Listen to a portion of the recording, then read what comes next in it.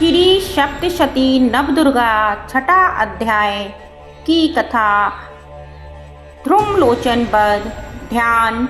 मैं सर्वेज्ञेश्वर भैरव के अंग में निवास करने वाली परमोत्कृष्ट पद्मावती देवी का चिंतन करती हूँ।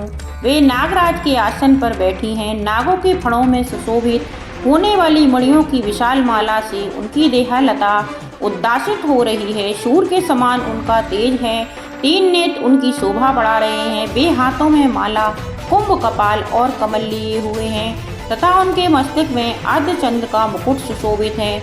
ऋषि कहते हैं, देवी का यह कथन सुनकर दूत को बड़ा अमर्ष हुआ और उसने दैत्यराज के पास जाकर सब समाचार विस्तार पूर्वक कह सुनाया। दूत के उस वचन को सुनकर दैत्यराज कुपित हो उठा और दैत्य सेनापति धूम्रलोचन से बोला, धूम्रलोचन, तुम शीघ्र अपनी सेना के साथ लेकर जाओ और उस दुष्ट के केस पकड़कर घसीटते हुए उसे बलपूर्वक यहाँ ले आओ। उसकी रक्षा करने के लिए यदि कोई दूसरा खड़ा हो तो वह देवता, यक्ष अथवा गंधर्व ही क्यों ना हो, उसे अवश्य मार डालना।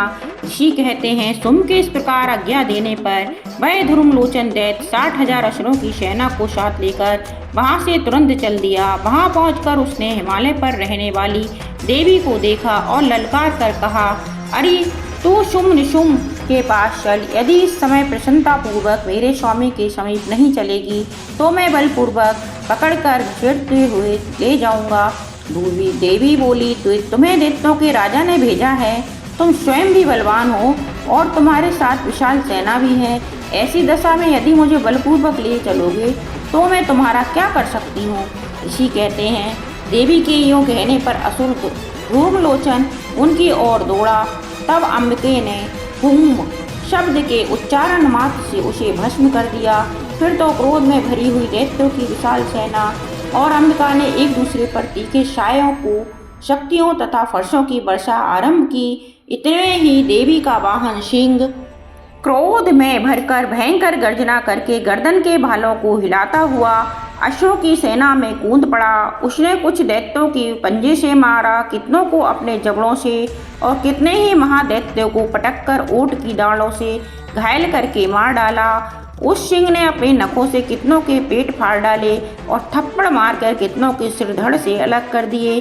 कितनों की भुजाएं और मस्तक काट डाले तथा अपनी गर्दन के बाल हिलाते हुए उसने दूसरे दैत्यों के पेट फाड़कर उनका रक्त चूस लिया। अत्यंत क्रोध में भरे हुए देवी के वाहन उस महाबली सिंह ने क्षण भर में ही असुरों की सारी सेना का संहार कर डाला। शुंभ ने जब सुना कि देवी ने धूम्रलोचन असुर को मार डाला तथा उसके सिंह ने सारी सेना का सफाया कर डाला, तब उस दैत्यराज को बड़ा क्रोध हुआ। उसका ऊँट कांपने लगी। उसने चंड और मुंड नामक 2 महादैत्यों को आज्ञा दी, हे चंड और हे मुंड, तुम लोग अपनी बहुत बड़ी सेना लेकर वहां जाओ। उस देवी के बाल पकड़कर अब अथवा उसे बांधकर शीघ्र यहाँ ले आओ। यदि इस प्रकार उसको लाने में संदेह हो तो युद्ध में सब प्रकार के अस्त्र शस्त्रों तथा समस्त आश्री सेना का प्रयोग करके उसकी हत्या कर डालना।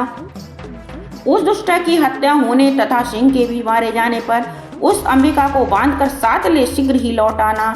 इस प्रकार श्री मार्कंडेय पुराण में सर्वाणिक मनवंतर की कथा के अंतर्गत देवी महात्म्य में ध्रुमलोचन वध नामक छठा अध्याय पूरा हुआ। बोलो माँ दुर्गा देवी की जय हो, जय हो, जय हो।